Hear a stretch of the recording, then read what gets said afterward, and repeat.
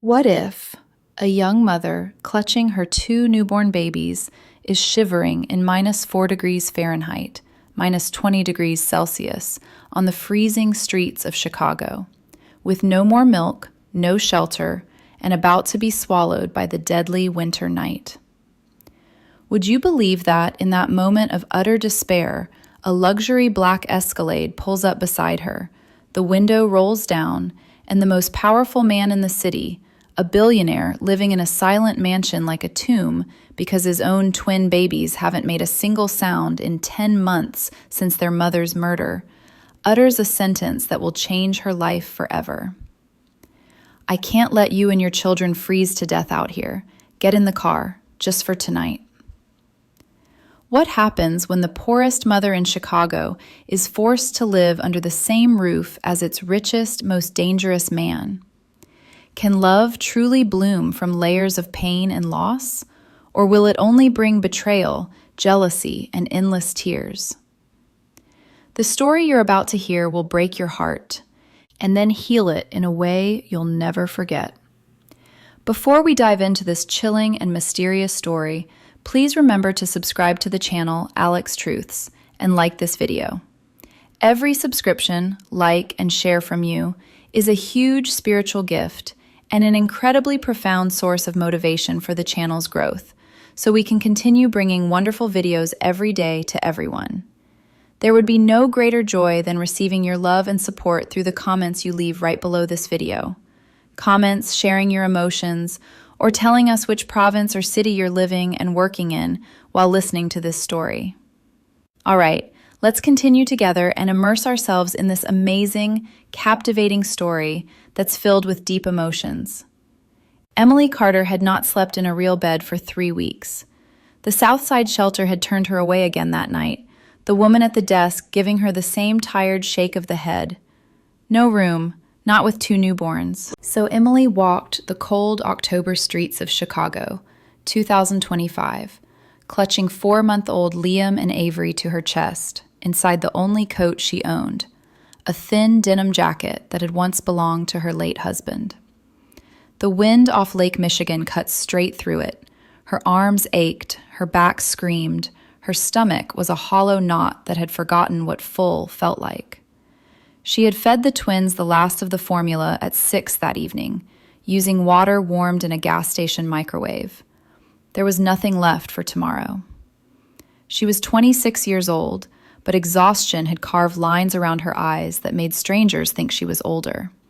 Her dark blonde hair, once thick and shining, hung limp and unwashed. Her frame, already naturally slight, had turned gaunt, cheeks hollow, collarbones sharp beneath the worn fabric of her sweater. People passed her on the sidewalk without a second glance. In a city of 8 million stories, hers was just another one no one wanted to hear. 3 years earlier, her husband, Jake Carter, a hardworking lineman for the electric company, had died in a hospital that should have saved him. A simple appendicitis turned deadly because of negligence, misplaced charts, delayed surgery. The malpractice case dragged on, lawyers asking for fees she didn't have. The settlement that might have kept her afloat never came. The landlord evicted her when the rent went unpaid. Friends drifted away, uncomfortable with the depth of her grief. Her parents long gone. She was alone with 2 tiny babies who depended on her for everything, and she had nothing left to give. Tonight, the shelter on 63rd was full again. Emily stood under the buzzing streetlight outside, rocking the twins gently, whispering the only lullaby she still remembered. "You are my sunshine, my only sunshine." Her voice cracked. Avery stirred and let out a small, fretful cry. Liam slept fitfully against her shoulder. She pressed her lips to his soft forehead, tasting salt from her own silent tears. She did not notice the black Escalade that slowed at the curb until the window rolled down. Inside sat Dominic Harlan. He was 38, fair-skinned, with sharp features and eyes the color of winter steel. In the tailored charcoal overcoat and crisp white shirt, He looked every inch the man who owned half the glittering skyline visible from the lakefront. Harlan Holdings, his real estate and private equity empire, had reshaped entire neighborhoods, turned decaying blocks into luxury towers, made him one of the most powerful men in Chicago. People feared his name in boardrooms the way others once feared Capone's on the streets. He was wealthy beyond measuring, untouchable, and utterly alone. His wife Sophia had been killed 10 months earlier. It was meant as a warning.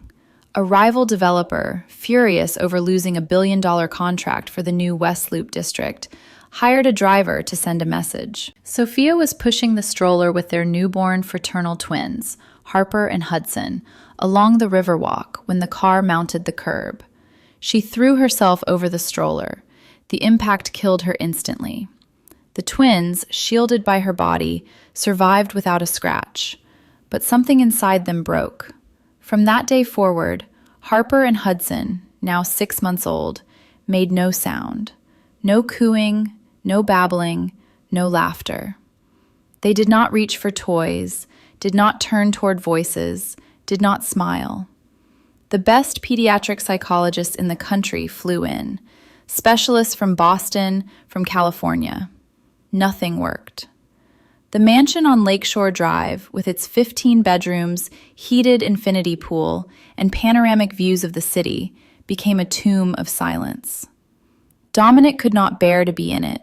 He flew to New York, to Miami, to Los Angeles, closing deals, crushing competitors, because staying home meant facing the 2 tiny ghosts who looked at him with empty eyes that once sparkled like their mother's. Tonight he had come back early from a late meeting downtown. The driver was taking him home when Dominic spotted the young woman under the streetlight. Something about the way she held the babies, so careful, so protective, so utterly spent, made him tell the driver to stop. He lowered the window himself. The cold air rushed in. Emily looked up, startled, clutching the twins tighter. Her heart hammered. Men in expensive cars who stopped for women on street corners at night rarely meant anything good. Dominic's voice was low, controlled, but there was something raw beneath it. "Ma'am, are you all right?" Emily swallowed. Her throat was dry. We're fine, sir. Thank you." The politeness came automatically, the soft, timid tone she used with anyone who might have power over her fate. "You're not fine," he said quietly. Not accusing, just stating fact. His eyes took in the threadbare jacket, the way she swayed slightly from exhaustion, the faint blue shadows under her eyes. "You've got babies. It's 36 degrees out." She didn't answer. Shame burned in her chest. She wanted to turn and walk away, but her legs felt too heavy. Dominic opened the door and stepped out. The driver stayed in the car. Dominic approached slowly, hands visible, the way one might approach a wounded animal.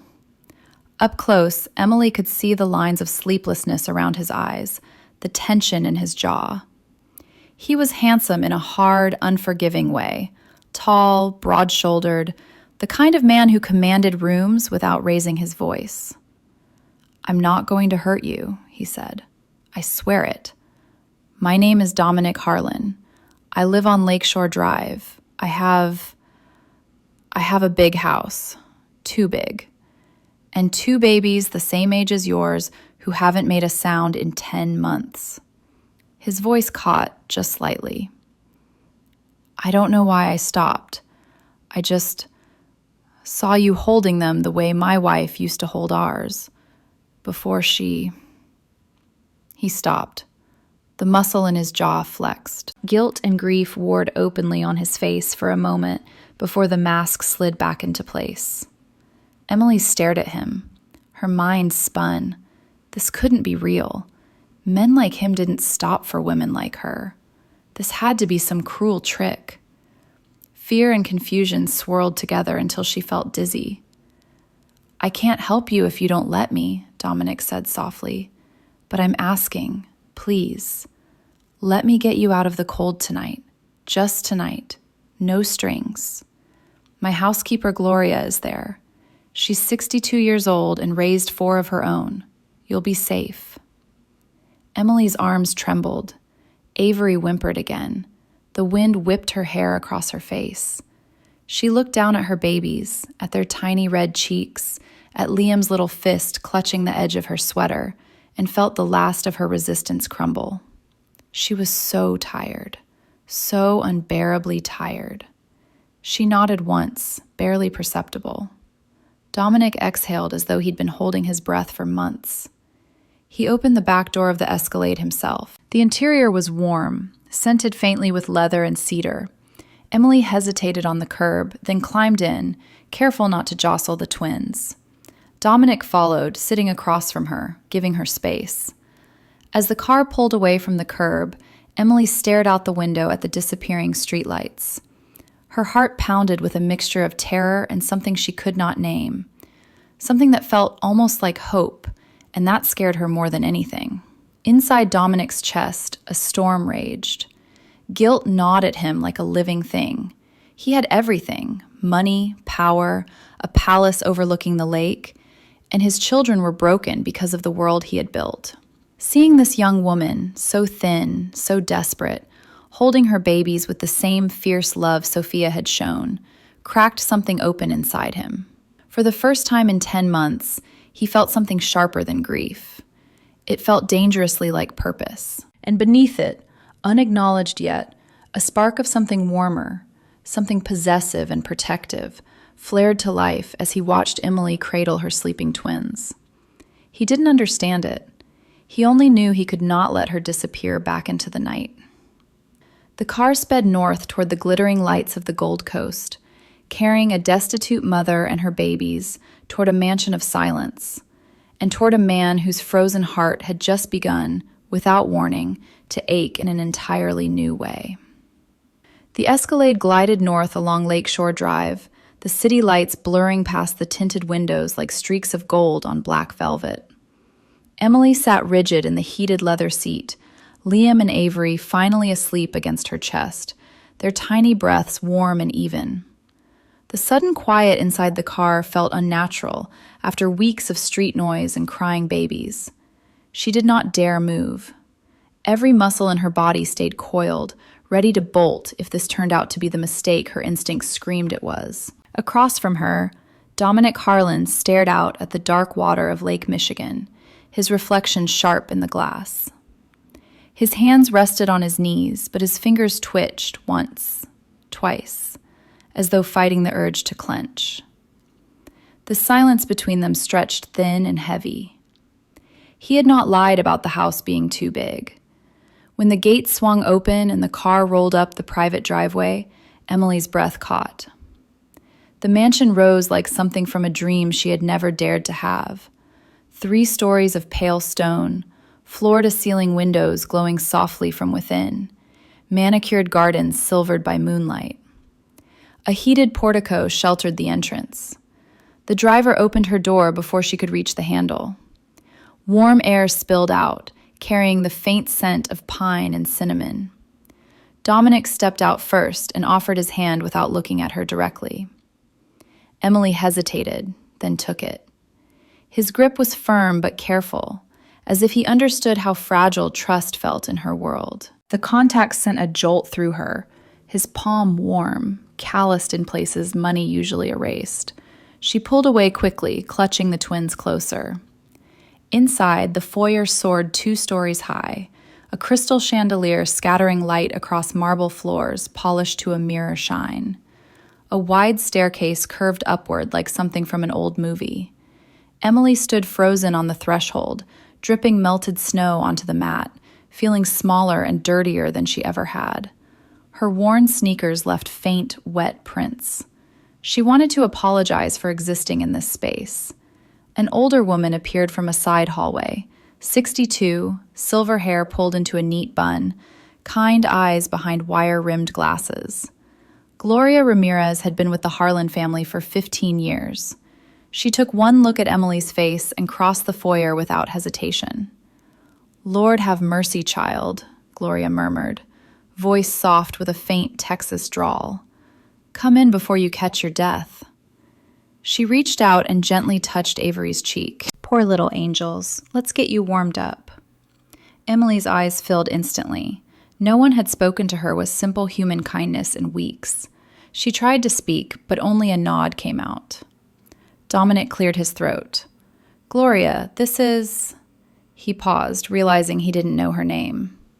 "Emily," she whispered. "Emily Carter." "Emily," he repeated quietly, as though testing the weight of it. Something flickered across his face, too fast to name. "Gloria will show you where you can stay tonight. There's plenty of room." Gloria led her down a corridor toward the staff wing, past rooms Emily barely registered. Formal dining room with a table that could seat 20, a library with leather-bound books climbing to the ceiling, a kitchen larger than her old apartment. Every surface gleamed. Every light was soft and golden. The contrast with her life clawed at her chest until breathing hurt. The guest suite in the staff quarters was simple but spotless. Queen bed with fresh white linens, private bath with towels thicker than any blanket she had owned lately, a small bassinet Gloria had already warmed with a hot water bottle for the twins. Emily stood in the doorway, afraid to step inside, afraid it would vanish. "You can shower if you want," Gloria said gently. "I'll warm bottles. Formula's in the pantry, whatever kind you need. And there's a washer downstairs. Leave your clothes outside the door. I'll take care of them." Emily's throat closed. She managed a shaky, "Thank you, ma'am." The politeness automatic, even through tears. Alone at last, she laid the twins in the bassinet. They stirred, but did not wake. Then she sank to the carpeted floor and pressed her face into her hands. The sobs came silently, shoulders shaking, because she could not risk waking the babies. Gratitude and terror twisted together until she could not tell them apart. Why was this happening? What would a man like Dominic Harlan want from someone like her? Nothing came without price. She knew that truth bone deep. Upstairs, in the master wing, Dominic stood at the nursery door. Harper and Hudson lay side by side in their shared crib, eyes open but vacant, tiny hands curled near their faces. 10 months old, and they had not babbled since the day their mother died shielding them. The room was perfect. Soft gray walls, rocking chair by the window, mobiles of stars spinning slowly above. But it felt like a mausoleum. He visited every night he was home, which was rarely. Tonight, the sight of them hit harder than usual. He had failed them. The thought arrived with the force of a fist to the sternum. He had avenged Sophia, quietly, ruthlessly, bankrupting the man who ordered the hit until the coward fled the country. But vengeance had not brought back her laughter or his children's voices. Money had not fixed what was broken. Specialists had not. And every day he stayed away on business, he abandoned them all over again. Guilt gnawed deeper tonight, sharpened by the memory of Emily Carter's hollow cheeks and the way she had shielded her babies exactly as Sophia once had. The parallel tore at him. He pressed his forehead to the cool doorframe, eyes burning. He had brought a stranger into his home on impulse, an act so unlike him it felt like someone else moving his body. Yet the moment he saw her under that streetlight, something inside him had cracked open. Protective, possessive, a feeling so fierce it frightened him. He did not know her, yet the thought of her walking back into the cold made his chest seize. It was not pity. It was something hotter, more dangerous, a pull he could not name and did not trust. Downstairs, Emily emerged from the shower, wrapped in a robe 3 sizes too big. Her skin stung from the heat, but it was the first time in months she felt clean. Gloria had left a tray, warm bottle for each twin, a bowl of chicken soup, thick slices of bread, apple pie still steaming. Simple food, but to Emily it looked like a feast. She fed the babies first, then sat on the edge of the bed and ate slowly, crying between bites because the kindness hurt worse than hunger. When the bowl was empty, shame flooded her. She did not belong here. Tomorrow they would realize it and send her away. Sleep came in fragments, haunted by dreams of eviction notices and empty formula cans. Morning light filtered through heavy curtains. Emily woke to Gloria's soft knock. "Mr. Harlan wants to speak with you after breakfast," Gloria said. "No rush. Eat first." Breakfast was in the kitchen. Pancakes, bacon, fresh fruit. Emily ate standing up, afraid to sit at the gleaming island. The twins played quietly in bouncers Gloria had set up. Liam gurgled happily. Avery chewed on a teething ring. Dominic appeared in the doorway, suit jacket gone, white shirt sleeves rolled up. He looked like he had not slept either. "Good morning," he said. His voice was careful. "Good morning, sir," Emily answered softly, eyes on the floor. "Thank you for everything." He crossed the room slowly. "Gloria says the babies slept through the night." "Yes, sir. They haven't done that in a long time." Silence stretched. Dominic's gaze moved over her. Clean hair, borrowed sweater swallowing her thin frame, and something fierce flashed in his eyes before he controlled it. "I owe you an explanation," he said at last, "and maybe an offer." Emily's heart stuttered. Here it came, the price. "My children haven't made a sound since their mother died," he continued, voice rough. "The house is too quiet. Gloria can't manage alone anymore. I travel constantly. I'm rarely here." The admission cost him. She heard it. "I need help. Someone who understands what it's like to..." He stopped, jaw tight. "To protect babies when the world feels unsafe." Emily stared at him, confusion swirling with fear. "I'm asking if you would consider staying," he said. "Live in. Room, board, salary, whatever you need, for you and your twins, in exchange for helping with mine. No end date, just stay." The words did not make sense at first. Emily swayed slightly, dizziness washing over her. Stay? In this palace? With steady food, heat, safety? "Why me?" she whispered. "You don't know me." Dominic met her eyes then, and the rawness in his gaze stole her breath. "Because last night you held your babies the way my wife held ours the day she died," he said quietly. "Because you're fighting for them the way she fought. And because..." He paused, throat working. "Because I saw you, Emily, and I couldn't leave you out there." Inside his chest, a storm howled. The feeling that had sparked under the streetlight now burned, intense, overwhelming, terrifying in its sudden strength. He wanted to protect her, provide for her, keep her safe in a way that went far beyond charity. It was possessive and tender and violent all at once. He had no right to it. She was a stranger. Yet the thought of her leaving tore something vital inside him. Emily's eyes filled again. She looked around, at the warm kitchen, at her healthy twins, at Gloria's kind smile in the background, and felt the ground shift beneath her feet.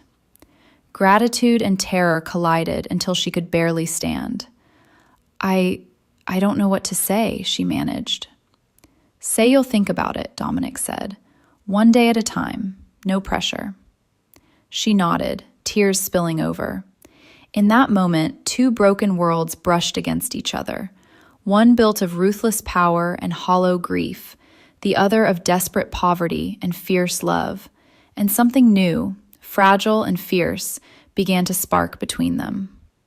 The days that followed blurred into a dream Emily Carter could not quite believe was real. October slipped toward November in the year 2025, and the mansion on Lakeshore Drive became a world unto itself. Warm, quiet, impossibly vast.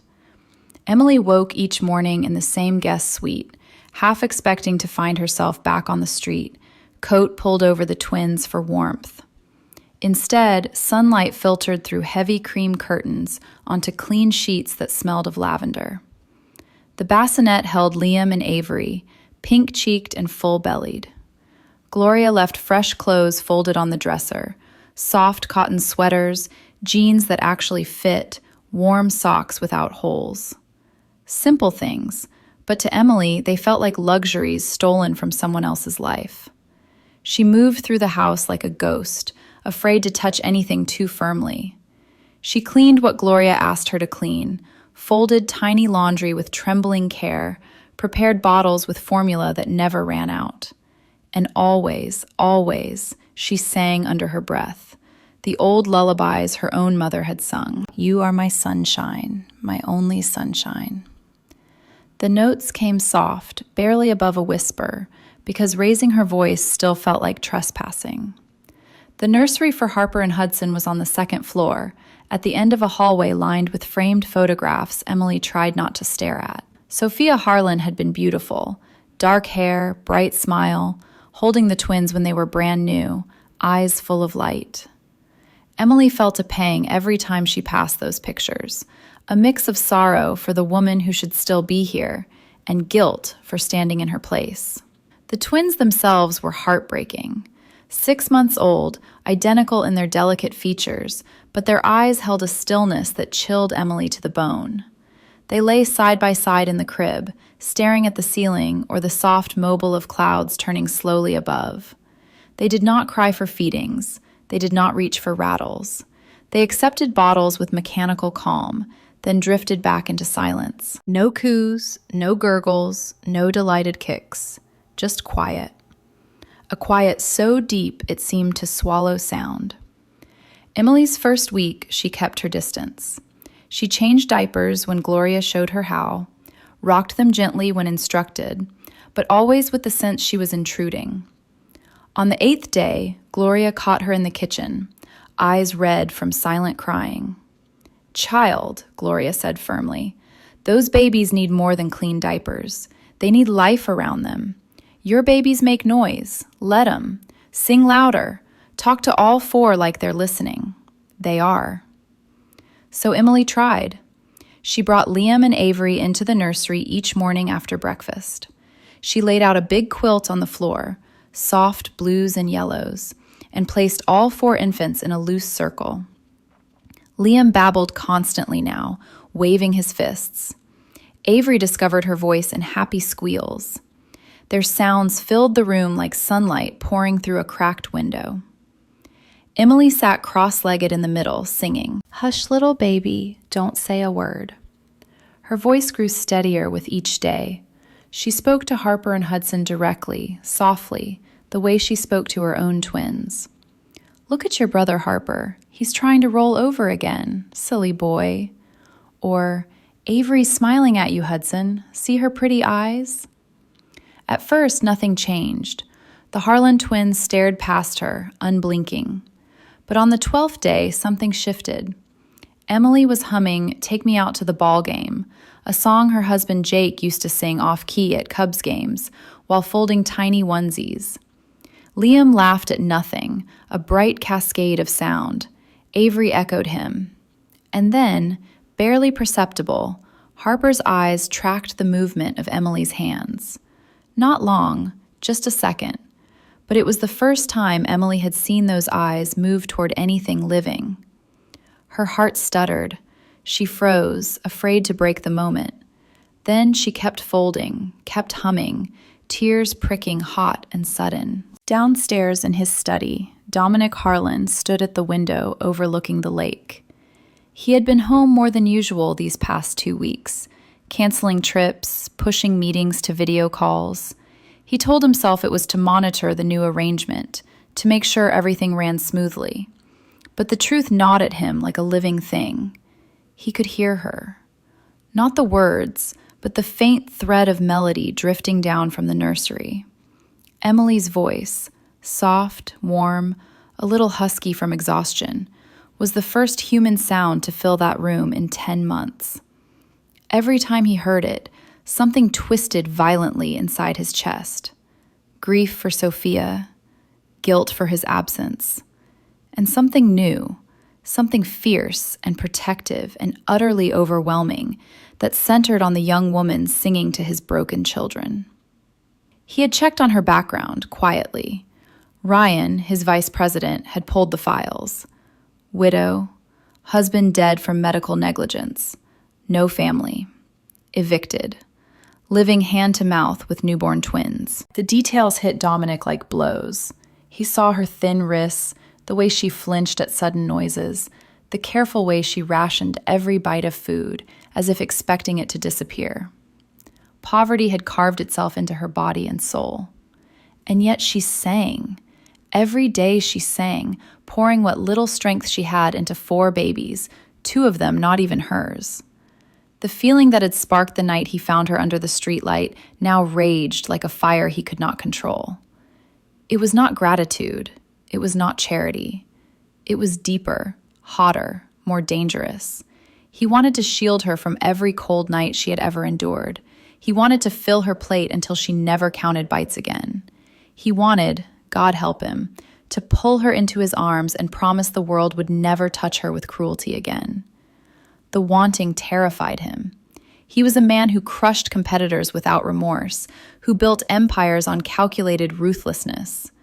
Emotions like this were weaknesses. Yet every glimpse of Emily, carrying a laundry basket down the hall, bending over the twins with infinite patience, pausing to stare out the window as if waiting for the other shoe to drop, tore at him until he could barely breathe. One afternoon, he found himself standing outside the nursery door, hand raised to knock, listening. Inside, Emily was on the floor again. Liam had discovered how to blow raspberries. Avery shrieked with delight, and Hudson, quiet, solemn Hudson, had turned his head toward the noise. His tiny hand twitched, fingers curling as though reaching for something just out of grasp. Emily's voice floated through the door, gentle and teasing. "That's it, sweet boy. You hear your friends, don't you? It's okay to look." Dominic's throat closed. He backed away before she could sense him there, heart pounding with a mix of hope and agony. That evening, Gloria cornered him in the kitchen. "She's good for them, Mr. Harlan," Gloria said quietly. "Real good. Don't you scare her off with that brooding." He managed a tight nod. Inside, the storm grew worse. Later, he stood in the nursery after Emily had gone downstairs. Moonlight spilled through the windows onto the sleeping twins. Harper's lips moved in a tiny sucking motion, dream nursing. Hudson's hand rested near his sister's, fingers loosely linked. For the first time in 10 months, they looked almost peaceful. Dominic sank into the rocking chair, elbows on knees, face in his hands. Remorse crashed over him in waves. He had been absent when Sophia needed him most. He had been absent when his children needed him most. And now, a stranger, a destitute young mother who had nothing, was giving them what he could not. The realization burned. He stayed there until dawn crept pale across the lake, torn between gratitude and a longing so intense it felt like violence. Downstairs, Emily lay awake in the guest bed, staring at the ceiling. The softness of the mattress still felt wrong. The quiet hum of the heater still startled her.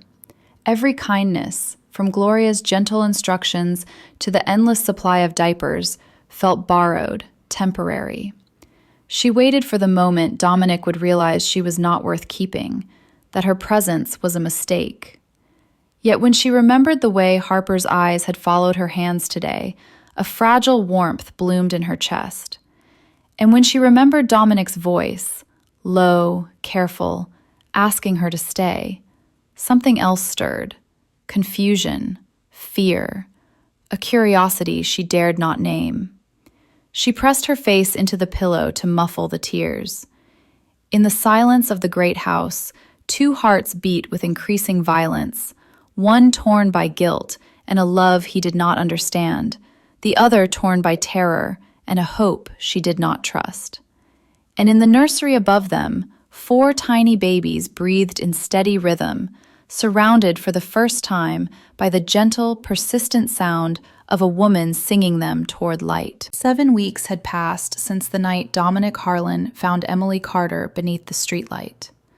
November's chill had settled over Chicago, but inside the mansion the air stayed warm and scented with cinnamon from Gloria's apple pies cooling on the kitchen island. Emily's body had begun to change, cheeks less hollow, eyes less shadowed from endless nights of cold wind and hunger. The twins, Liam and Avery, thrived on steady bottles and soft blankets. Yet every morning, Emily woke with the same jolt of disbelief, half expecting to find herself curled on a sidewalk grate, coat pulled over the babies for warmth. She no longer flinched when Gloria pressed a full plate into her hands. She no longer counted bites, but the fear lingered like a shadow, quiet, patient, waiting for the moment this borrowed life would be taken away. In the nursery, the quilt had become a daily ritual. Each afternoon after naps, Emily spread the thick patchwork square across the sunlit floor. She arranged the 4 infants in their loose circle, Liam on his tummy, already pushing up on chubby arms, Avery waving a rattle with fierce concentration, Harper and Hudson side by side, still and watchful. Emily sat in the center, legs folded beneath her, singing. The songs changed with her mood. Some days it was "You Are My Sunshine," slow and tender. Other days, "Sweet Caroline," because Jake used to hum it while fixing the car radio. She spoke to the babies constantly, voice soft and steady. "Look at Liam rolling again, Harper. He thinks he's going places." Or, "Avery's got your rattle now, Hudson. She's sharing. See her smile?" The progress came in whispers. First, it was eyes tracking her hands. Then tiny heads turning toward Liam's loud giggles. Then fingers twitching when Avery squealed. Small signs, fragile as frost, but Emily hoarded them like treasures. She told no one, not even Gloria, how her heart raced each time Harper's gaze lingered a second longer. Dominic watched from a distance. He had rearranged his life without admitting it aloud. Meetings moved to early mornings, trips to New York postponed. Evenings found him in the study with the door cracked open, listening for the faint thread of song drifting down the hall. The sound pulled at him like gravity. He saw her in stolen moments. Emily kneeling on the nursery floor, hair falling forward as she leaned to adjust a blanket. Emily in the kitchen laughing quietly when Liam smeared banana on his nose. Emily standing at the wide windows overlooking the lake, arms wrapped around herself as if still bracing against wind that no longer touched her. Each glimpse fed the fire inside him. It was no longer a spark. It was a blaze, passionate, consuming, violent in its intensity. He wanted her safe. He wanted her happy. He wanted her laughter to fill every silent corner of this house. And beneath it all, a deeper wanting he barely acknowledged. To hold her, to erase every night she had suffered alone, to claim the light she carried and keep it forever close. The feeling terrified him with its strength. He was a man who bought buildings and crushed empires before breakfast, yet this thin young woman with haunted eyes unraveled him completely. Guilt twisted alongside desire, guilt for Sophia, guilt for his absence, guilt for the heat that surged through him when Emily looked up and met his gaze for a fleeting second. One gray afternoon in late November, the breakthrough came. Emily had spread the quilt as usual. Rain pattered against the tall windows. Liam, bold as ever, rolled from one side of the blanket to the other, landing with a triumphant gurgle against Harper's leg. Avery clapped tiny hands, delighted by the game. Emily laughed, a real laugh, soft and surprised at its own sound. She scooped Liam up and bounced him gently on her knee, singing Itsy Bitsy Spider with exaggerated hand motions. Avery watched, mesmerized. Liam kicked and cooed, and then Harper giggled. It was small, a breathy huff of air, almost lost beneath the rain, but it was unmistakable. Her mouth curved, eyes crinkling at the corners, as she stared at Emily's climbing spider fingers. Emily froze. The song died on her lips. Her heart slammed against her ribs so hard she felt dizzy. She looked down at Harper, at the tiny smile still lingering, at the bright curiosity in those once empty eyes, and tears filled her own instantly. "Oh, sweet girl," she whispered, voice breaking. "There you are." She set Liam down carefully and leaned closer to Harper, not touching, just offering her hands in the same spider motion. Harper watched. Then, miracle of miracles, She lifted one tiny arm, fingers opening and closing as if trying to copy. Across the room, Hudson turned his head. His lips parted. A soft coo escaped, tentative, wondering. Emily's tears spilled over. She did not wipe them away. She kept singing, voice trembling now, restarting Itsy Bitsy Spider from the beginning. Liam babbled along. Avery squealed. Harper's smile widened. Hudson cooed again, louder this time. The nursery filled with sound, real, living, infant joy. Emily sat back on her heels, hands pressed to her mouth, sobbing quietly through her smile. The moment felt too sacred to disturb. She let the babies play, let the sounds build, let the rain keep its steady rhythm outside. Downstairs, Dominic stood in the foyer, coat half on, preparing to leave for a late meeting downtown. He heard it. Faint at first, a giggle, high and pure, drifting down the staircase like birdsong after winter. Then another. Then babbling voices layering over Emily's soft singing. He stopped moving. The coat slipped from his fingers to the marble floor. His chest seized, pain and hope colliding so violently he had to grip the banister to stay upright. Tears burned, sudden and hot. 10 months of silence shattered in an instant by the sound of his daughter's laughter. He took the stairs 2 at a time, heart pounding. At the nursery door, he paused, hand on the frame. Inside, Emily sat on the quilt, surrounded by 4 babies, alive with noise. Harper reached for a toy rattle, giggling again when it jingled. Hudson watched her with wide eyes, cooing in response. Liam and Avery added their own happy chaos. Emily looked up and saw him. Her face was wet with tears, but her smile, radiant, trembling, lit the room brighter than any chandelier in the house. Dominic could not speak. He stood frozen in the doorway, fair-skinned face pale with emotion, eyes locked on the scene before him. The fire inside him roared higher. Gratitude, awe, and that fierce, possessive love crashed together until he felt he might break apart. Emily's voice came soft, almost shy. "Mr. Harlan," they laughed. Harper laughed first.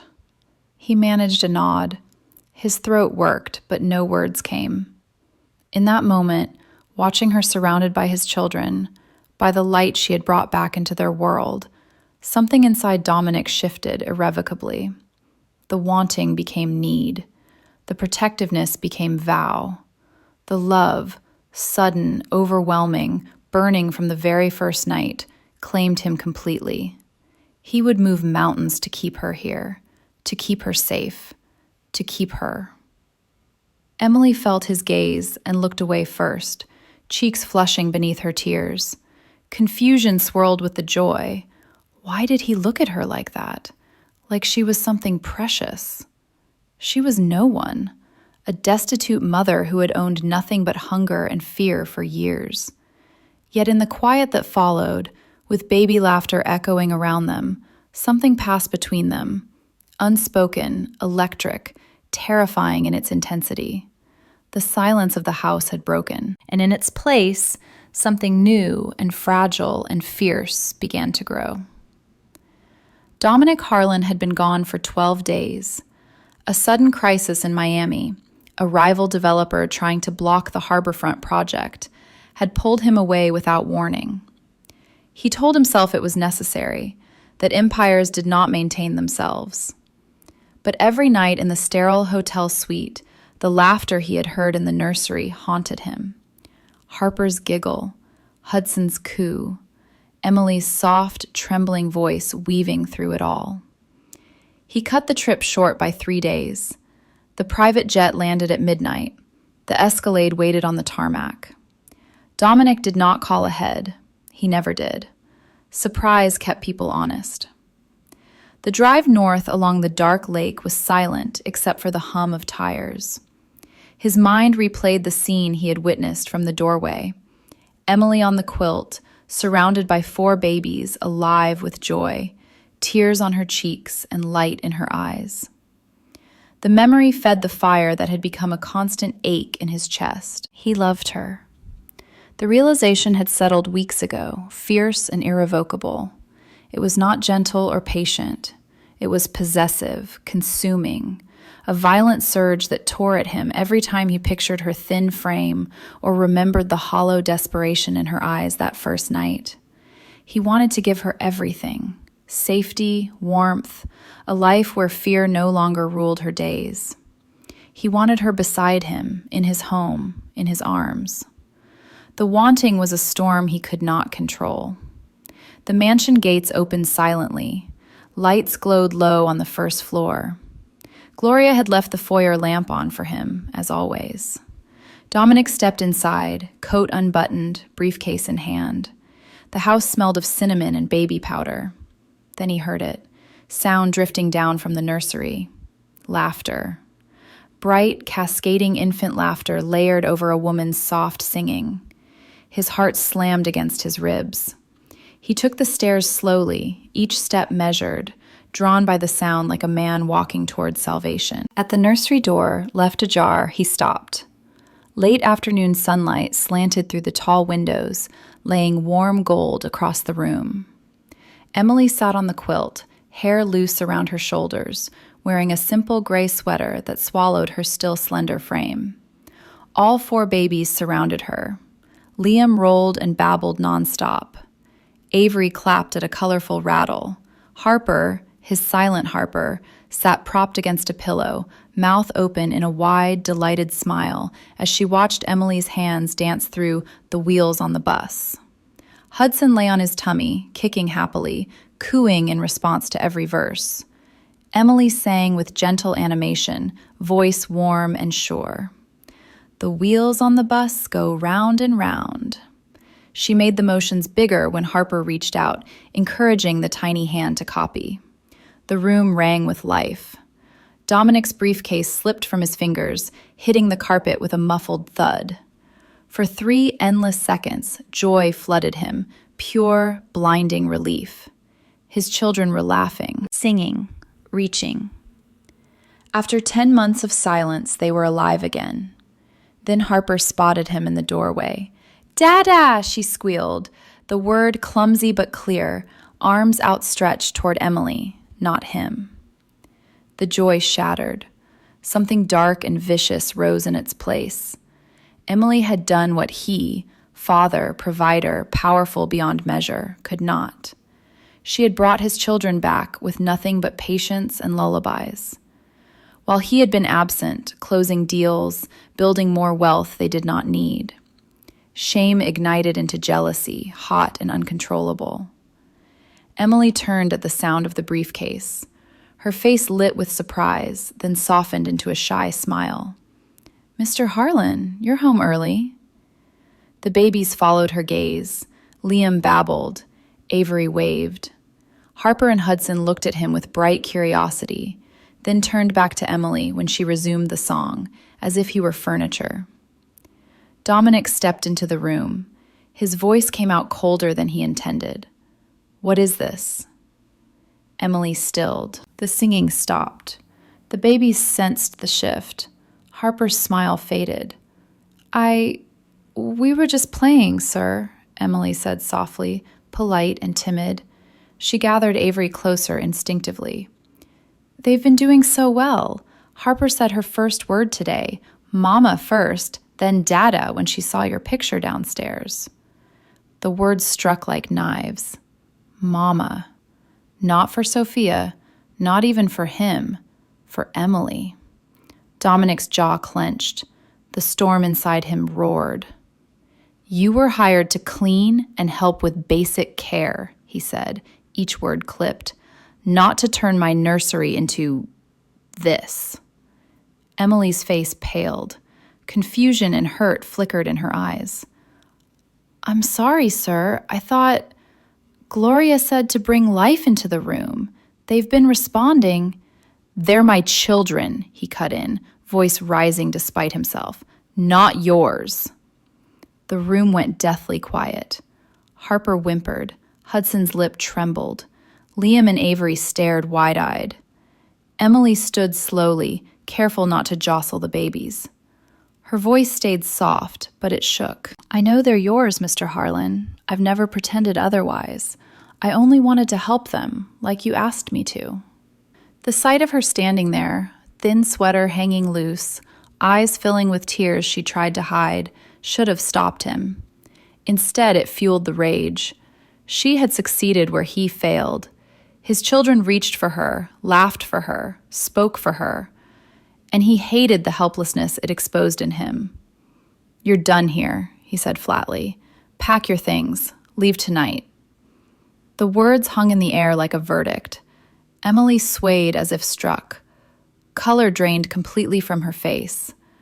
For a moment, she looked as she had that first night, gaunt, terrified, clutching her babies against the world. "Sir, please," she whispered. "They're just starting to—" "Now," he said. The voice he used in boardrooms to end careers. Cold, final. Gloria appeared in the doorway, drawn by the raised voices. "Mr. Harlan!" He turned on her, eyes blazing. Gloria stepped back, hand to her throat. Emily bent and gathered her twins, movements careful despite the tremor in her hands. Tears slid silently down her cheeks. She did not argue. She did not beg further. The old survival instinct took over, quiet acceptance of unfairness, because fighting never changed anything. She paused at the door, looking back once at Harper and Hudson. The Harlan twins stared at her with sudden distress, as if sensing the shift. Harper reached out a tiny hand and let out a small, confused cry. Emily's heart splintered. She pressed her lips to Liam's head to hide her sob, then walked past Dominic without another word. Downstairs, she packed in silence. The few clothes Gloria had given her, the worn denim jacket from that first night, diapers, formula. The twins fussed as she bundled them. Gloria tried to protest, tears in her eyes, but Dominic's voice from the top of the stairs silenced her. "The car will take her wherever she wants." Emily stood in the foyer 20 minutes later, coat too thin for the November wind, babies strapped against her chest. The driver held the door. Dominic watched from the landing above, hands gripped tight on the banister. Inside him, the storm raged worse than ever. Jealousy and shame warred with a grief so sharp it stole his breath. He had just destroyed the only light his children had found in 10 months. And the woman he loved, the woman whose presence had become air to him, was walking back into the cold because his pride could not bear her success. Emily paused on the threshold. She looked up at him, eyes red but steady. "Thank you for the warmth while it lasted, sir," she said quietly. Polite, even now. Then she stepped into the night. Behind her, from the nursery, Harper's cry rose, sharp, heartbroken. The first real cry in 10 months. Hudson joined her. The sound followed Emily down the driveway like an accusation. Dominic stood frozen on the landing, chest heaving, as the Escalade pulled away. The mansion fell silent once more. But this time the silence was worse, accusing, heavy with loss. And in the heart of the man who owned half the city skyline, something vital cracked wide open, bleeding remorse and a love so fierce it felt like destruction. The silence returned heavier than before.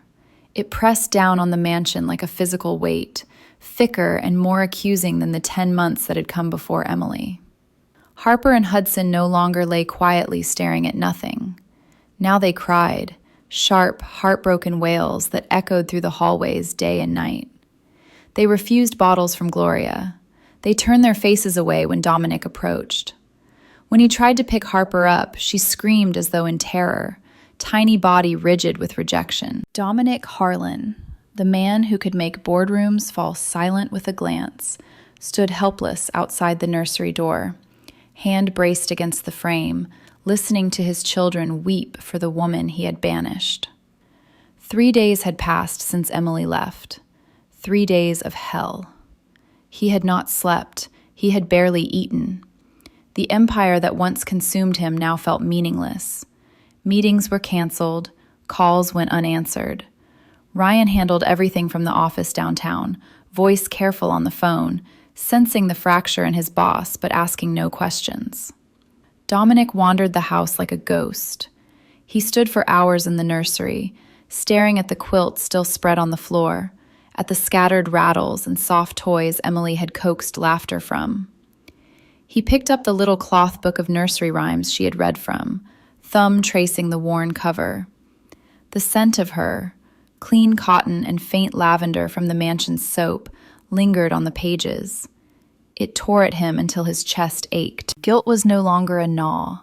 It was a blade, twisting deeper with every cry from upstairs. He had everything. Wealth that could buy cities, power that bent laws and men to his will, and he had destroyed the one fragile thing that had begun to heal his children. Because of pride, because of jealousy, because the sight of them reaching for her instead of him had exposed the hollow truth. He had failed them utterly. And beneath the guilt, the love he felt for Emily raged unchecked. It was fierce, possessive, agonizing in its intensity. He saw her face constantly, the tears she had not hidden as she walked out, the quiet dignity in her soft, "Thank you." He remembered her thin frame in that worn denim jacket, babies strapped close against the cold, disappearing into the night he had sent her back to.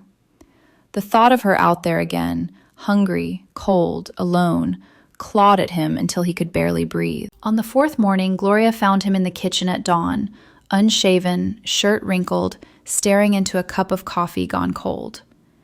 "You have to fix this, Mr. Harlan," she said quietly, voice thick with tears of her own. "Those babies are breaking, and so are you." He looked up at her, eyes bloodshot.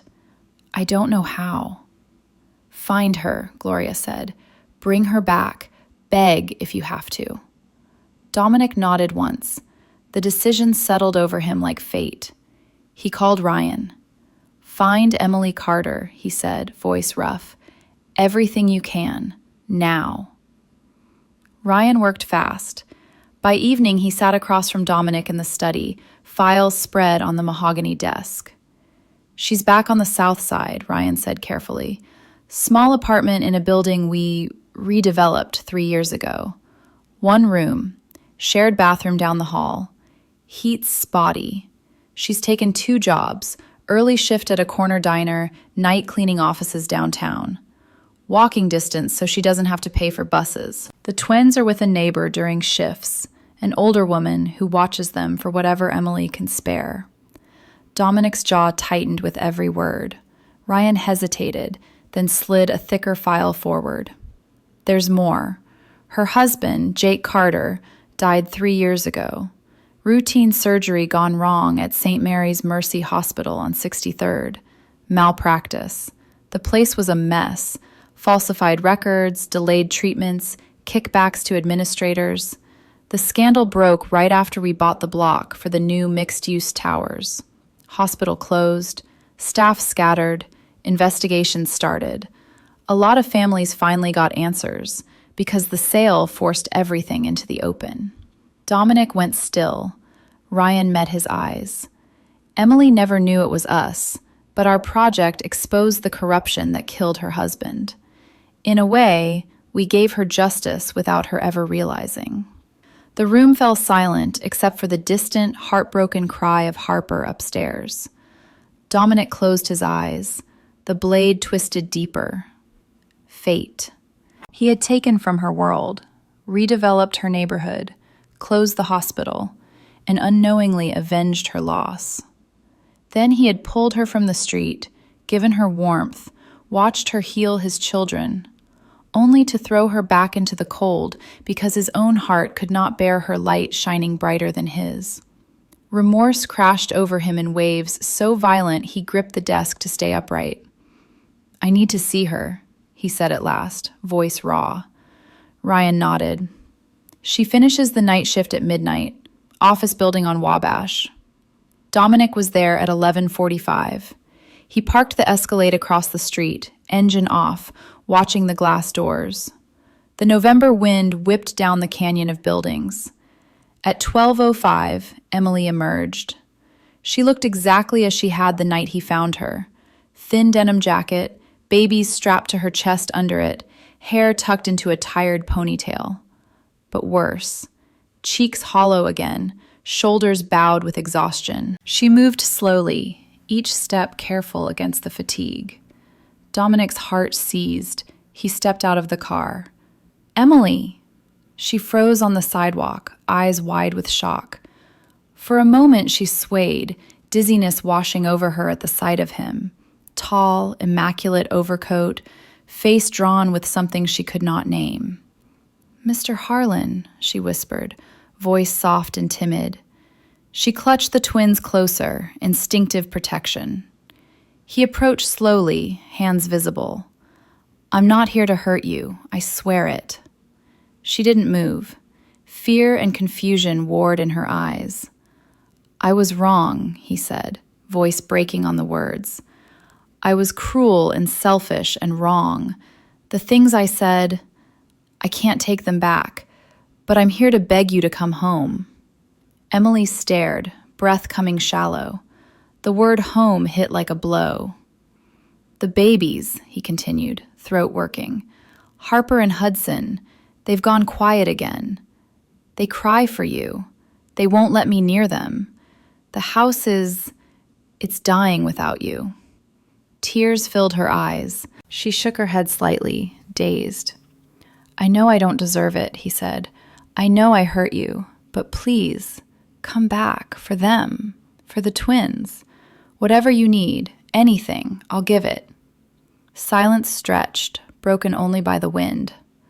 Emily's voice came small. "And if I say no?" Dominic's face crumpled. "Then I'll make sure you and your babies never want again. Money, housing, whatever it takes. No strings." She searched his face, seeing the raw anguish there, the powerful man laid bare. Inside him, the storm reached its peak. Love and remorse collided until he felt he might shatter. He wanted to fall to his knees on the cold sidewalk, to promise her the world, to shield her from every injustice she had ever suffered. Emily's tears spilled over. The unfairness of it all, the warmth she had tasted, then lost, now offered again, tore at her until she felt numb. I need to think," she whispered. He nodded, stepping back to give her space. "Take all the time you need. I'll wait." She walked past him into the night, babies against her heart, mind spinning with confusion and a fragile, terrifying hope. Behind her, Dominic stood alone on the empty street, the weight of his hidden connection burning in his chest like a brand. He had helped avenge her greatest loss without knowing. Now he would spend whatever it took, money, pride, his very soul, to bring her back and make her whole. The collapse was complete, and from its ruins, something fierce and redemptive began to rise. 2 days had passed since Dominic Harlan stood on the cold sidewalk and begged Emily Carter to return. 2 days in which the mansion on Lakeshore Drive sank deeper into despair. Harper and Hudson no longer cried constantly. They had slipped back into the old silence, but it was worse now. Eyes dull, bodies limp, refusing even to track movement. Gloria rocked them for hours, tears on her cheeks, whispering apologies to babies who could not understand. Dominic barely left the nursery wing. He sat in the rocking chair through the nights, staring at his children, the weight of what he had done crushing him until breathing felt like punishment. The hidden connection Ryan had uncovered burned in his mind. His own project had closed the hospital that killed her husband, delivered justice she never knew she owed to him. And in return, he had taken the brief warmth he gave her and shattered it. The love he felt for Emily was no longer a storm. It was a fire that consumed everything: remorse, pride, fear. He saw her face in every shadow, thin, tear-streaked, walking away with her babies pressed close. The image tore at him until he felt raw inside.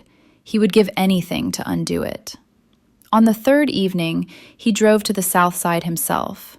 No driver, no security.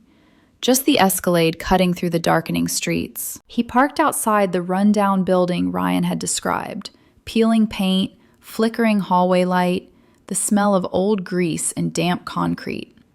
Emily's apartment was on the 3rd floor, one room, shared bathroom down the hall. He climbed the stairs slowly, heart pounding harder with each step.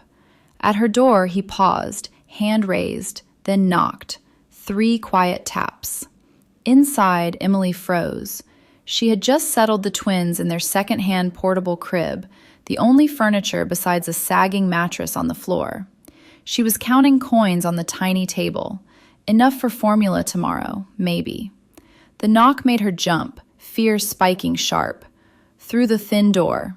"Emily, it's Dominic." Her breath caught. Dizziness washed over her. She gripped the table edge to stay upright. Confusion and terror collided. Why was he here again? What more could he take? She opened the door a crack, chain still latched. He stood in the dim hallway light, overcoat open, face drawn with exhaustion, eyes red-rimmed. The powerful man looked broken. "May I come in?" he asked quietly. No demand, just a plea. Emily hesitated, then unlatched the chain. She stepped back, arms wrapped around herself. The contrast hit Dominic like a physical blow. His world, heated marble floors, crystal chandeliers, views of the glittering lake. Hers, cracked linoleum, a single bare bulb swinging overhead, the faint cry of a neighbor's television through thin walls, a hot plate on a card table, one small window with a view of a brick wall. The twins slept in the corner, bundled in blankets that had seen better days. Shame flooded him until he could barely speak. Emily stood guarded, voice soft and timid. "What do you want, Mr. Harlan?" He removed his coat, laid it carefully over the only chair, as if afraid to impose. "I came to beg again," he said, voice rough. "On my knees, if that's what it takes." Her eyes widened. She shook her head slightly, dazed. "I was cruel," he continued, "jealous, terrified of how much the children needed you, how much I need you." The admission cost him. His throat worked. "I destroyed the progress you made because I couldn't bear that you succeeded where I failed. I'm sorrier than I can ever say." Tears pricked Emily's eyes. She looked away, arms tight across her chest. "The babies are silent again," he said quietly. "They won't eat. They turn from me. The house is unbearable without you." Silence stretched, heavy with the hum of the old refrigerator. Emily's voice came small. "Why me? I'm nobody. I have nothing." Dominic stepped closer, not touching, just near enough for her to feel his warmth. "You're everything," he said, voice low and fierce. "You brought my children back to life with nothing but kindness and songs. You fought for your babies when you had less than nothing. You're stronger than anyone I've ever known." Her breath hitched. Confusion swirled with something warmer, something that frightened her. He reached into his pocket and pulled out a folder. "This is for you, no matter what you decide." She took it with trembling hands. Inside, documents from top malpractice attorneys, evidence packets, a letter outlining a new case against the closed hospital. A trust fund already seeded for Liam and Avery's future. "I'm reopening your husband's case," he said. "The best lawyers in the country, whatever it costs. You'll win. Your babies will never want." Emily stared at the papers, dizziness returning. "Why?" she whispered. "You don't owe me this." "Because it's right," he said simply. "And because I can. And because—" his voice dropped. "Because I love you, Emily." The words hung between them. Shock crashed over her. She swayed, hand gripping the table again. Love? From this man, this powerful, wealthy stranger who had lifted her from the street and then cast her back? Her mind reeled. Suspicion warred with a sudden, overwhelming rush of feelings she could not name. Dominic saw it, the fear, the confusion, the fragile hope, and his heart tore wider. "I know it's too soon," he said quickly. "I know I've hurt you. I'm not asking for anything in return. Just come back. For the children. Live in the house. Have your own space. Salary, security, everything you need. Let me make this right." Tears spilled down Emily's cheeks. The unfairness of her life, the cold nights, the empty stomach, the constant fear, rose up and choked her. "I'm scared," she admitted, voice barely audible. "Everything good gets taken away." Dominic's eyes burned. "Not this time," he vowed, voice fierce with conviction. "I swear it. On my life." Quiet stretched.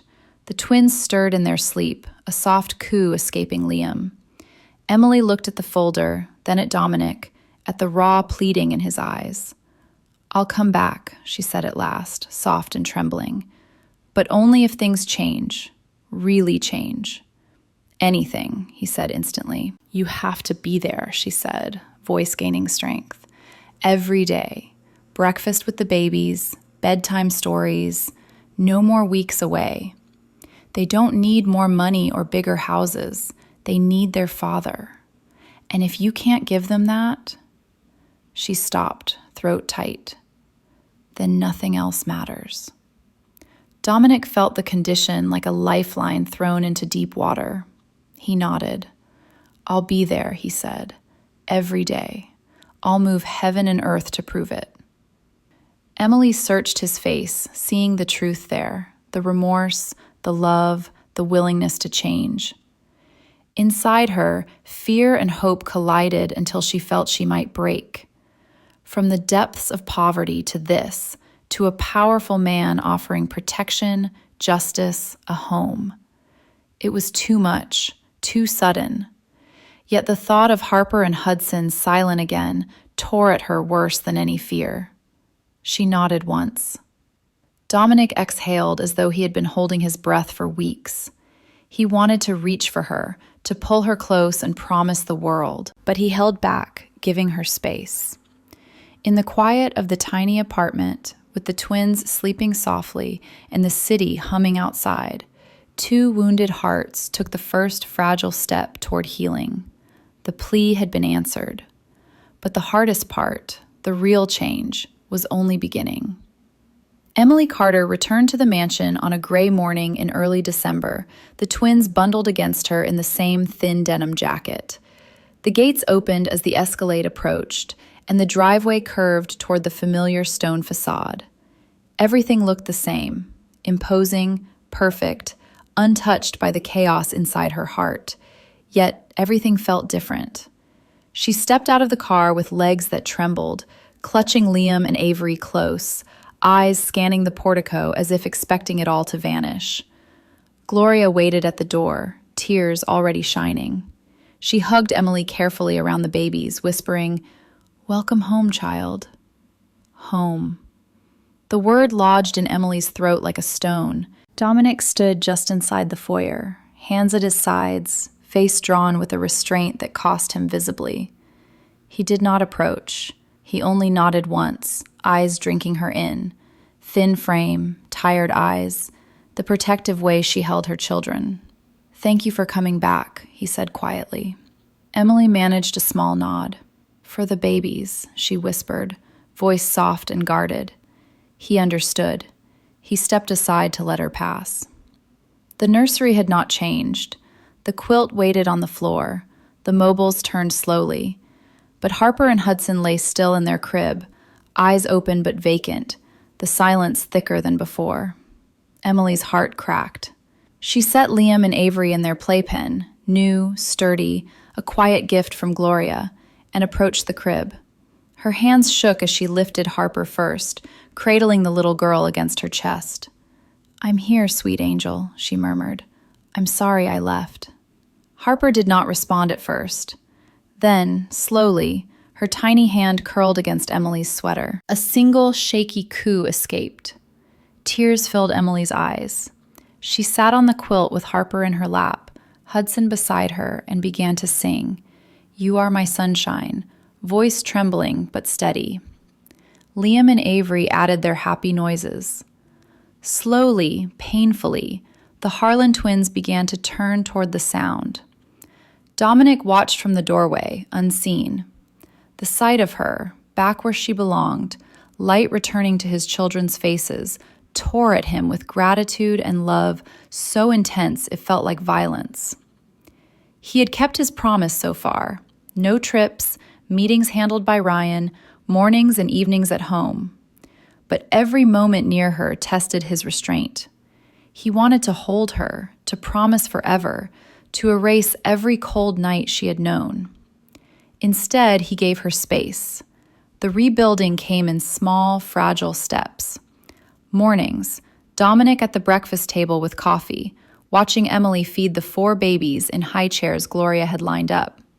He learned to warm bottles, to change diapers without fumbling. Harper watched him warily at first, then allowed his touch. Afternoons, Emily on the quilt, singing, coaxing sounds from Harper and Hudson. Dominic sat nearby, reading board books aloud in his deep, careful voice. The babies began to reach for him too. Evenings, bedtime routines shared. Emily bathed her twins while Dominic handled his. Then stories, her soft voice alternating with his steady one. He was there, every day. The change in him was visible. Suit jackets left in the study, shirt sleeves rolled, hair tousled from baby hands. The powerful man softened at the edges, eyes warmer when they rested on Emily. She felt it, the way he looked at her, protective, reverent, burning with something she dared not name. It confused her, frightened her, warmed her in ways she could not afford to trust. She had known hunger too long, loss too deeply. Love from a man like Dominic felt like standing at the edge of a cliff, beautiful and terrifying. One night in mid-December, the crisis came. Harper woke screaming at 2 a.m, a high, fevered cry that pierced the house. Emily reached her first, lifting the burning hot little body, panic rising sharp. Dominic was there seconds later, hair disheveled, eyes wild. "What's wrong?" "She's burning up," Emily whispered, voice trembling.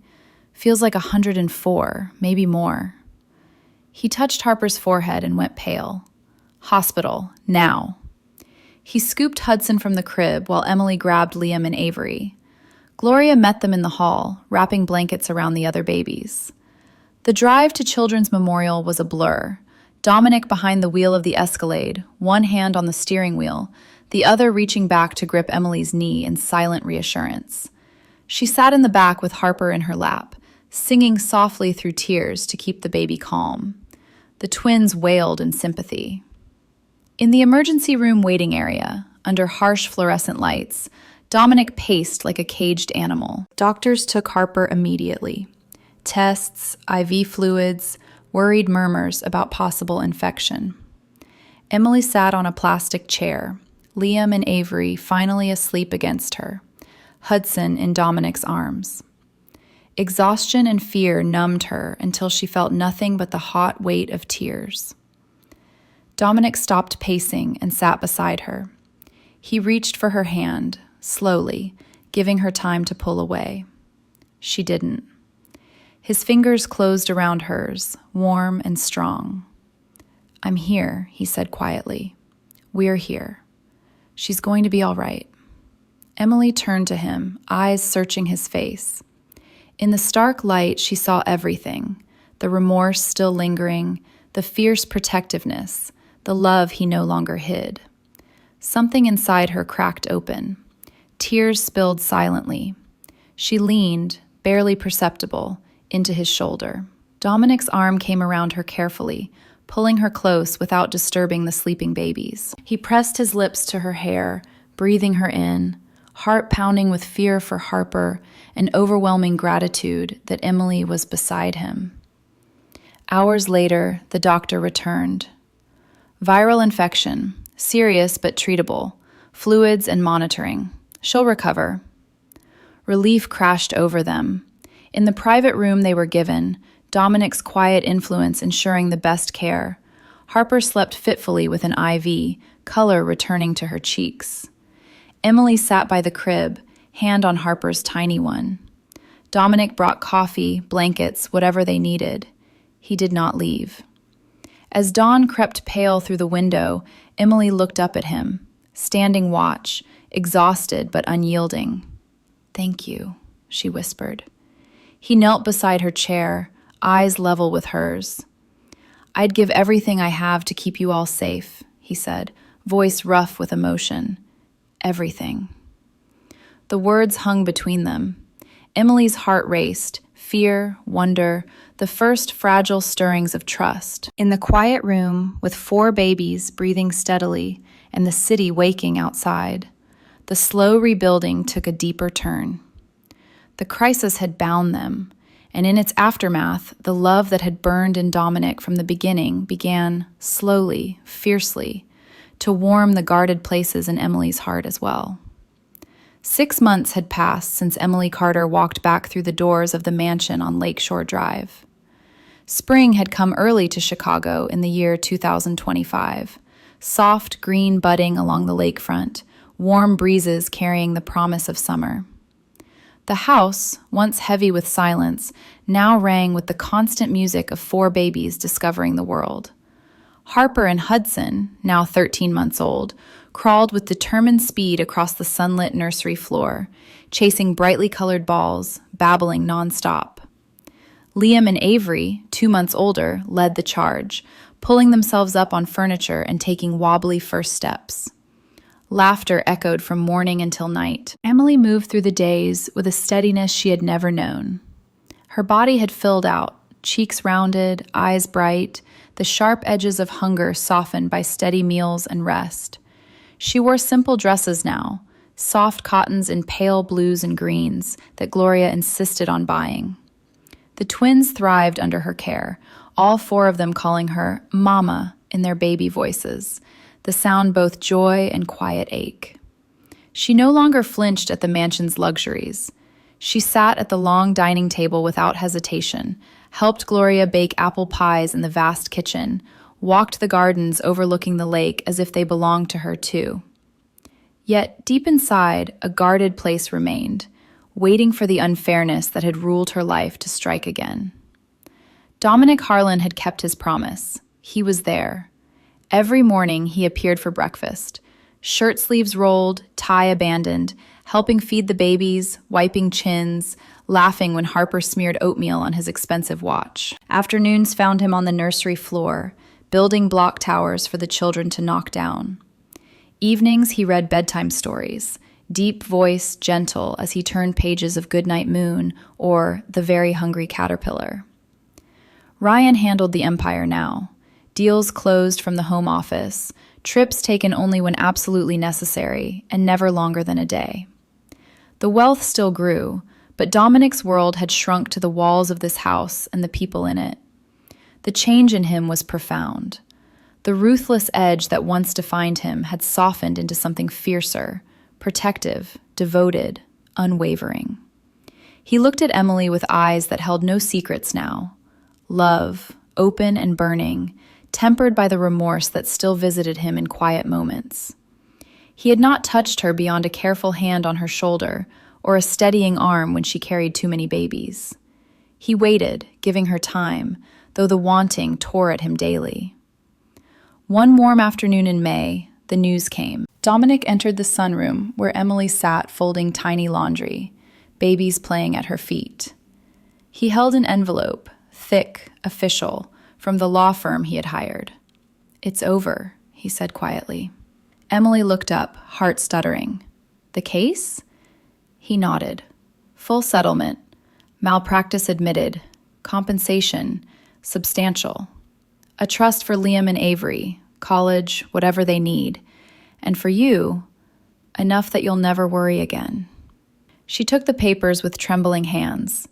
The amount written there made her dizzy, more than she could imagine in a lifetime of double shifts and empty cupboards. Tears filled her eyes. "It's real?" "It's real," he said softly. Justice, Emily, finally. She stood slowly, papers clutched to her chest, and looked at him, at the man who had made this possible without ever asking for thanks. Something inside her gave way. The guarded place cracked open. "Thank you," she whispered, voice breaking. Dominic stepped closer, eyes searching hers. "You never have to thank me. This was yours by right." But she shook her head. "Not just the money, for everything, for keeping your promise, for being here." He reached out slowly, giving her time to pull away, and brushed a tear from her cheek with his thumb. The touch lingered. Electricity passed between them, warm, undeniable. Emily's breath caught. She did not move back. In the quiet sunroom, with 4 babies babbling softly on the rug, the distance that had separated them began to close. The new rhythm settled gently. Mornings. Dominic at the table, passing plates, laughing when Hudson fed him a piece of banana. Afternoons. Walks in the garden, Dominic pushing the double stroller while Emily carried the other 2, sun warm on their faces. Evenings. Dinners together, simple now, often at the kitchen island because the formal table felt too grand. Emily's apple pie became a favorite, baked with Gloria's guidance. Bedtime. Stories shared, voices overlapping, babies drifting off in cribs, side by side. Emily began to sit closer to Dominic on the sofa during quiet moments. Their hands brushed, passing toys. Eyes met and held longer. One evening, after the children slept, they stood on the terrace overlooking the lake. City lights glittered across the water. A warm breeze carried the scent of blooming lilacs from the garden below. Emily wrapped her arms around herself, voice soft. "I used to think nothing good lasted." Dominic turned to her. Moonlight silvered his features. "I won't let anything take this from you," he said quietly. "From us." Us. The word hung between them. Emily looked up at him, heart racing with fear and wonder. He reached out slowly, cupping her face in careful hands. "May I?" he asked, voice rough with emotion. She nodded, barely breathing. He leaned in and kissed her, gentle at first, then deeper as she responded, arms coming around him. The kiss held everything unspoken. Gratitude, remorse, love that had burned in him from the beginning and now, finally, found answer in her. When they parted, foreheads resting together, tears shone in both their eyes. In the months that followed, the family rhythm deepened. Emily's settlement arrived, direct deposit into accounts Dominic helped set up.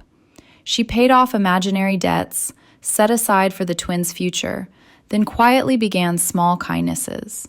Donations to the shelter that had sometimes turned her away, formula and blankets for mothers still on the streets. Dominic watched her with quiet pride. The babies grew, first steps, first words beyond mama and dada. Harper's laugh rang clearest. Hudson's coos turned to chatter. Liam and Avery led adventures, the 4 of them inseparable. Emily became Aunt Emily to the staff, but to the children and to Dominic, she was simply home. One warm June evening, they sat in the garden at sunset. The babies played on a blanket, chasing fireflies as they blinked to life. Dominic took Emily's hand. "I love you," he said simply. No grand speech, just truth. She looked at him, eyes shining. "I love you too." The words came soft, but they carried the weight of every cold night survived, every tear shed, every fragile hope guarded. He pulled her close, kissing her again as the sky deepened to indigo. In the mansion that had once held only silence, 4 babies laughed under emerging stars. Justice had come. The family rhythm, slow, steady, earned through pain and promise, became the heartbeat of their days. And in the quiet spaces between laughter and lullabies, 2 hearts that had known too much loss finally began to heal together. The summer of 2025 had wrapped the mansion in warmth and light. The babies, now toddling with fierce determination, filled every room with chaos and joy. Harper and Hudson chased fireflies in the garden at dusk. Liam and Avery led adventures through the playroom, scattering toys like confetti. Emily's laughter mingled with Dominic's deeper rumble as they watched from the terrace, hands brushing, eyes meeting with the easy intimacy that had grown between them. Love had deepened into something steady and fierce. Dominic's kisses were no longer careful. They were hungry, claiming, met with equal passion from Emily. Nights found them tangled together after the children slept, whispers and touches erasing the last shadows of her old fears. She had begun to believe, truly believe, that goodness could last. But empires cast long shadows. Victor Langford had once been Dominic's partner in the harborfront deal, the billion-dollar project that reshaped the city skyline. When Dominic stepped back to focus on family, handing daily operations to Ryan, Victor lost influence, money, status. Resentment festered into hatred. He waited. He watched. He learned Dominic's weakness, the family he now lived for. One bright Saturday in August, Emily took the children to Lincoln Park Zoo, a rare outing alone with Gloria. Dominic had a short meeting downtown he could not reschedule. He kissed her goodbye at the door, hand lingering on her cheek.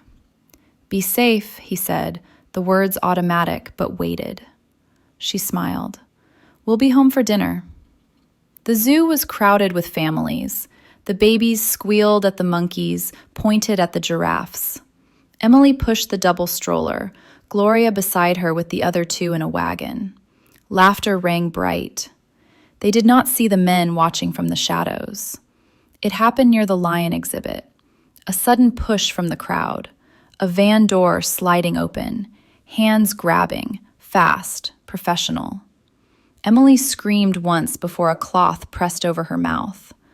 Gloria fought, but a sharp blow to the head dropped her. The babies wailed as they were lifted, 4 tiny bodies bundled inside. The van sped away before anyone understood what had happened. Dominic's phone rang as he left the meeting.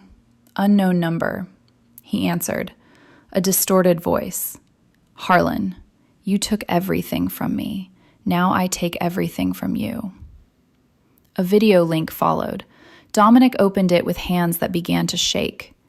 Emily, bound to a chair in a dim warehouse, mouth gagged, eyes wide with terror.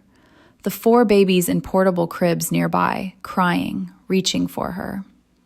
Victor's face appeared, masked.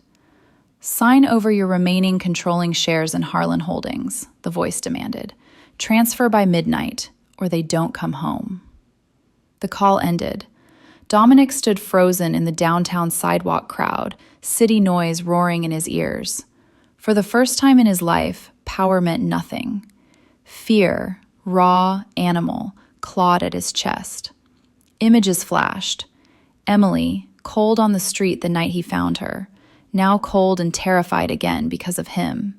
The babies, his children, her children, crying in darkness. Remorse and love collided until he could barely stand. He called Ryan. "Everything you have," he said, voice deadly calm. "Find them, now." Ryan mobilized every resource, private security, contacts in law enforcement who owed favors, hackers tracing the call. Dominic refused police involvement. Victor had warned of consequences. By dusk, they had a location. Abandoned warehouse on the south side, near the old rail yards. Dominic drove himself. Ryan met him with a team, 6 men, armed but discreet. No sirens, no lights. The warehouse loomed dark against the night sky.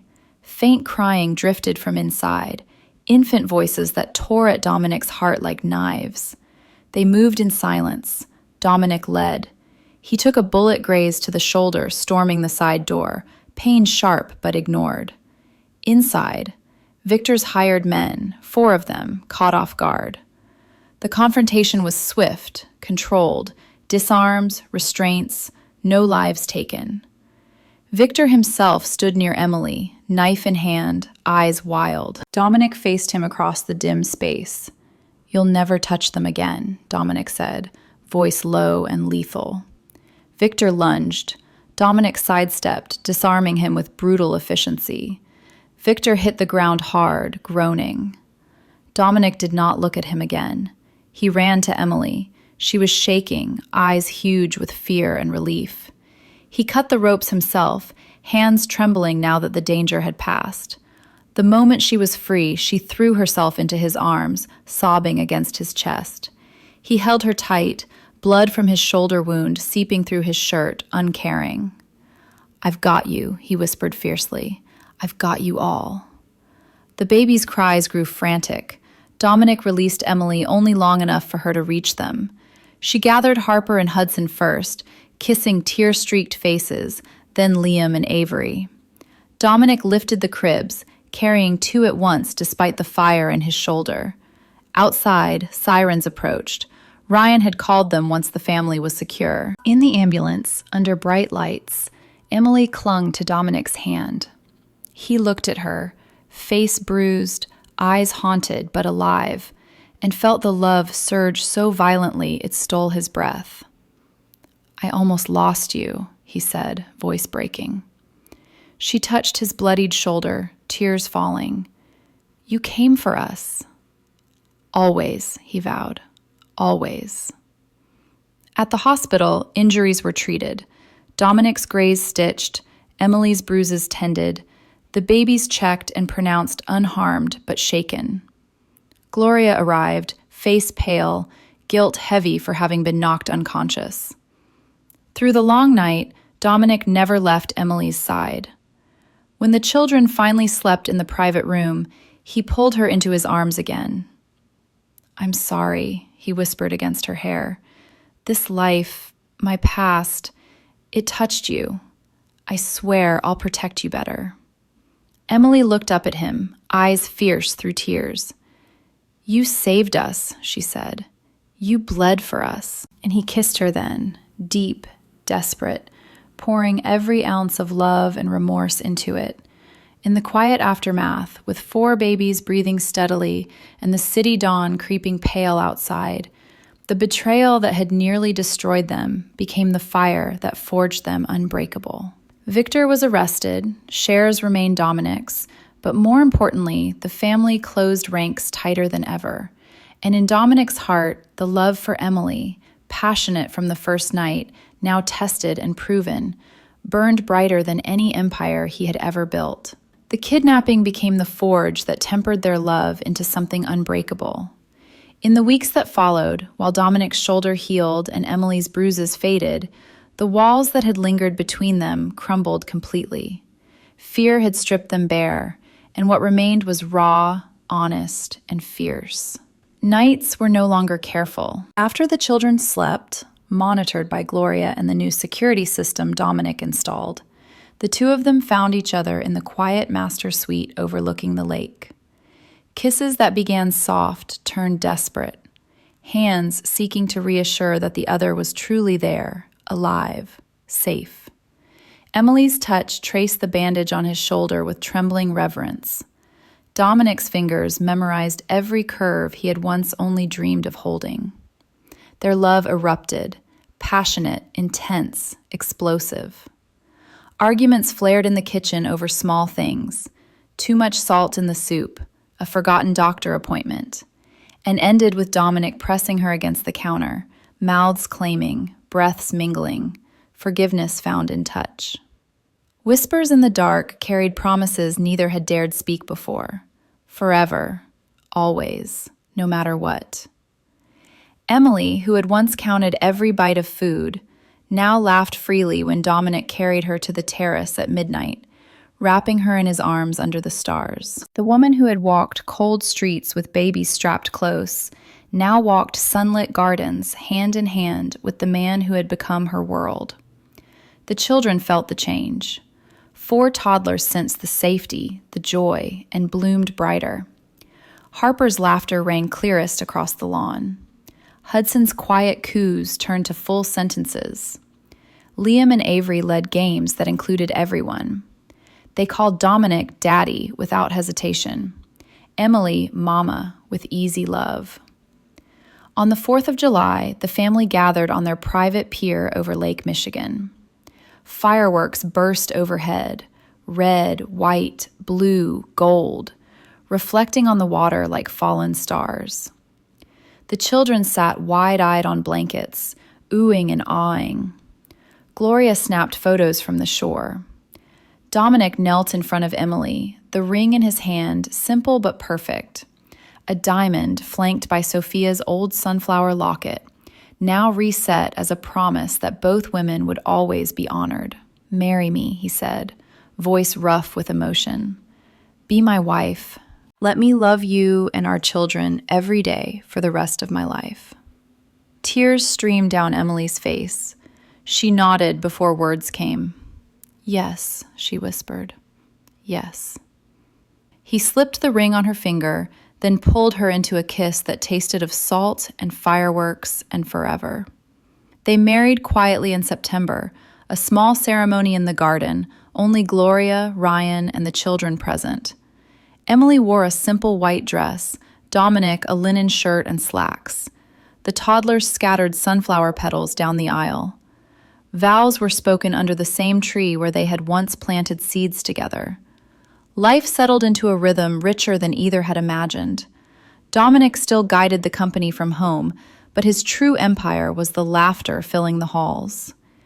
Emily used part of her settlement to fund a foundation, quietly, anonymously, providing formula, diapers, and safe places for mothers who had once been where she was.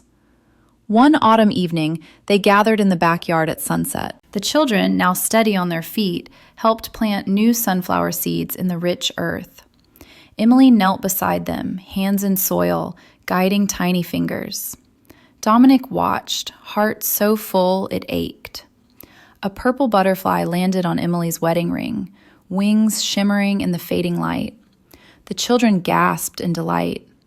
Dominic pulled Emily close, kissing her deeply as the toddlers giggled around them. In that moment, with the lake glittering behind them and 4 children safe and loved, they knew the truth. Wealth and poverty could not separate love and compassion. Skin color, past pain, old losses, none of it mattered when hearts chose to turn toward the light. Love, true and fierce, bridged every divide. What we build with money fades, but what we build with presence and kindness lasts forever. Knowledge of this truth changes everything. The lesson is simple yet profound. Choose family over ambition. Education of the heart teaches us that real power lies in protecting those we love. Knowledge reminds us that no title or fortune equals the worth of a single human soul. The lesson echoes through every healed silence. Turn toward the light, always.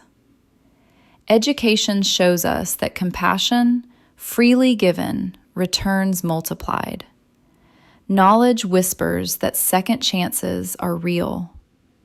The lesson is clear: love without condition. Education of the spirit reveals that joy shared is joy doubled.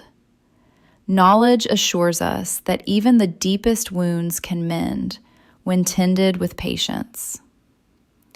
Thank you for watching this story all the way to the end. If it touched your heart, please subscribe to the channel Alex Truths, hit like, and share this video so more people can enjoy meaningful stories every day. How did this story make you feel? Did it remind you of something in real life? Share your thoughts in the comments below.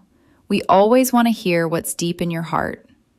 I wish everyone watching good health, a joyful life, and days filled with peace.